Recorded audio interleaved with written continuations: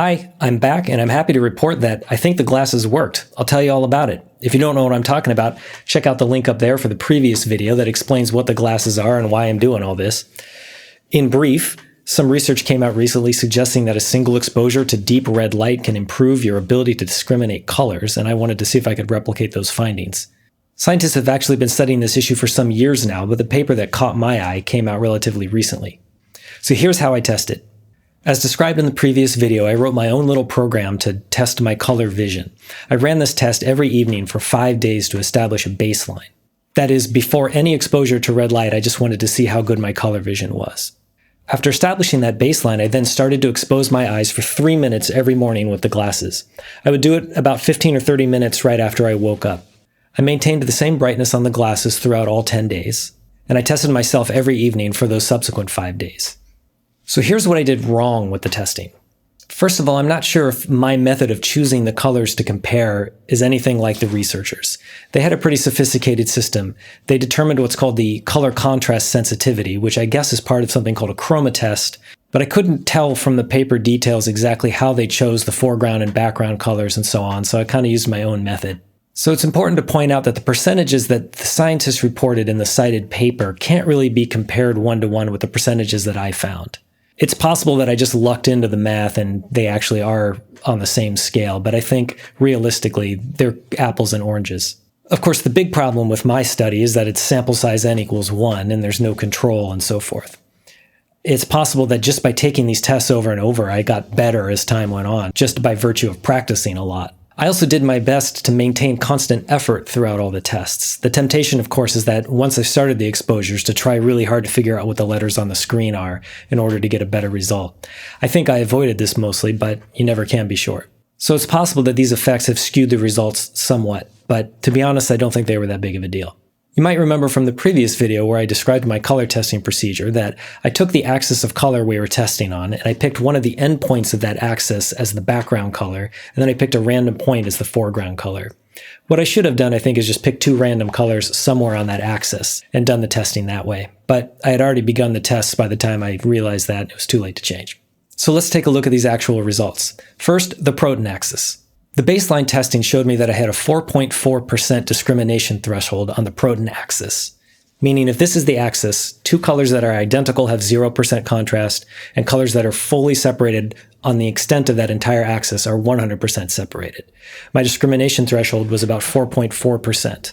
You can see in the graph here, these little green dots are the individual tests. Again, I did 10 of these tests for every day for each axis.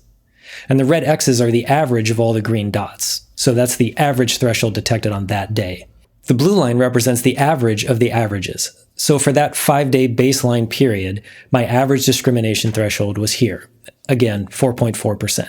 So then I started the daily exposures. And you can see from the blue line here that there wasn't much of a change. In fact, the discrimination threshold went up to 4.5%, which represents a 3.6% decrease in my ability to discriminate colors. However, there is a catch. You can see this green dot way up here. This is almost certainly an outlier. You can see that all the green dots kind of cluster around what is my actual discrimination threshold. This one really seems like it was a typo, or maybe I was just in a hurry or something.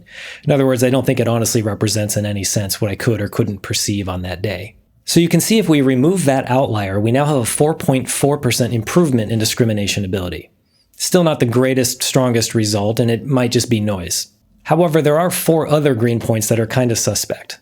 Now I know you can't just go deleting data you don't like until you get a result you prefer, and I really don't think we're doing that here. I don't necessarily expect you to be convinced by this argument, but these 4 points, to my intuition, really are outliers. And I'll point out also that 2 of these outliers are from the pre-exposure period, meaning they're going to make the glasses look worse when we delete them. But just so you can see what the data looks like, let's delete these 4 outlier points. And now we see a total 7% improvement in discrimination ability. Whether you believe the 4.4 or the 7, it's up to you.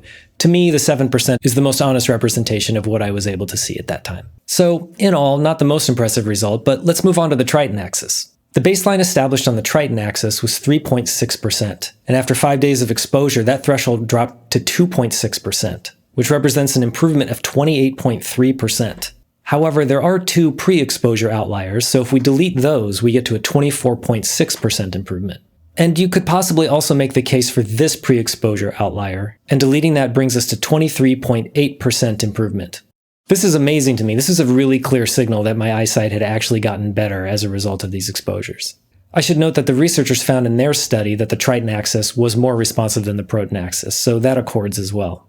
I didn't stop there. I kept testing myself for another 5 days, except that I changed the exposure time to 6 minutes instead of 3 minutes.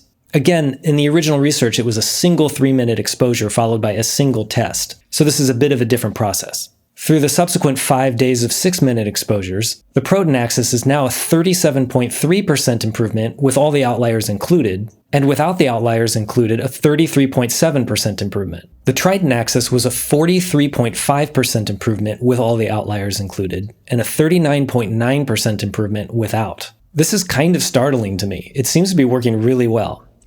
I kept going, but at this point the data starts to get kind of messy. For one thing, I changed my color software to, as I said, instead of choose one of the anchor colors as the background, it chooses a random color as the background and a random color as the foreground.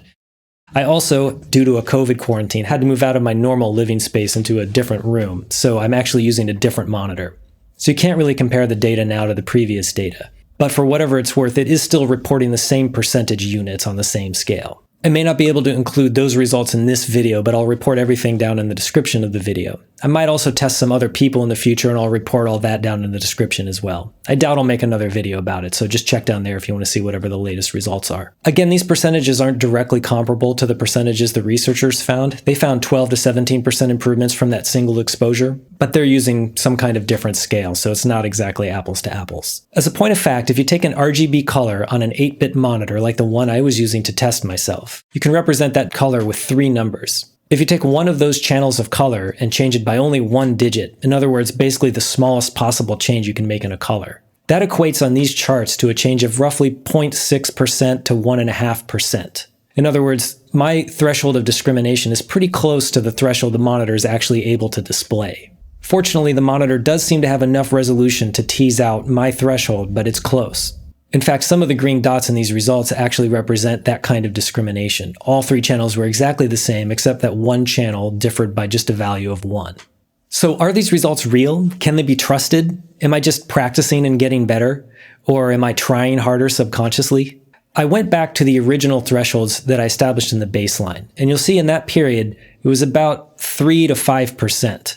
That, in other words, was the threshold of what I could barely determine. When I now go back and test myself at that same contrast level of 3 to 5%, the letters are pretty obvious. They're not glaring, but I have no trouble getting 10 out of 10 of them correct. This is enough to convince me personally that my eyes definitely have gotten better at discriminating color. It's pretty unambiguous. There's no way I could convince you of that, but I'm pretty excited about it. So the question that a lot of my friends have naturally been asking is, can you tell? What's it like seeing through your eyes now that they've been improved by these glasses, supposedly? I can say that yes, it seems like color is a little richer and maybe there's a little more detail, but I really can't be sure that that's not just some kind of confirmation bias. I can't promise you that my vision is noticeably different. Whatever difference is visible, it's not dramatic. I don't wake up every morning to a brand new kaleidoscope of colors. In the cited study, the researchers say that about 10% of their participants reported some perceptual difference in their vision. And to be honest, I'm not really sure what I should expect. If I had a dial where I could turn down the ATP production in the mitochondria of my retinal cone cells, what would I expect to see in the world as that dial was being turned? Would it just be the colors sort of desaturating to black and white?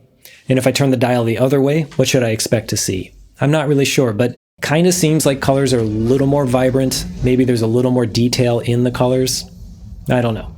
But I am a photographer, and I do a lot of photo editing and occasional video editing, and so having better color contrast discrimination seems like a bonus for me. So I'm going to keep wearing the glasses, and I'll report in the description if anything amazing happens. On the website Hackaday, commentator Chris Maple mentioned a 1948 study in the American Journal of Ophthalmology that suggested that red light exposure can increase intraocular pressure. So if you have any kind of eye issues that might involve intraocular pressure, you might consult an ophthalmologist before you try anything like this. Again, I'm not a doctor, no medical advice being given here. Try this at your own risk only. In the previous video, I said that it seemed unlikely to me that this could be used to treat color blindness. User 22marks on Reddit mentioned that deuteranomaly, the most common form of color blindness, involves weakened green cone cells. So maybe there is some angle by which this sort of therapy could help. Apparently, the different cones in the eye have different amounts of ATP produced in mitochondria, and so they're differently affected by this treatment. I still don't know if it could really work or not, but might be something to try. That's all I have for now. Thanks for sticking around, and again, check the description for any sorts of updates. There's a new version of the color testing script down there as well that might be useful to you. And as usual, if you see any glaring mistakes in anything I've done or said here, I'd appreciate hearing about it. Thanks.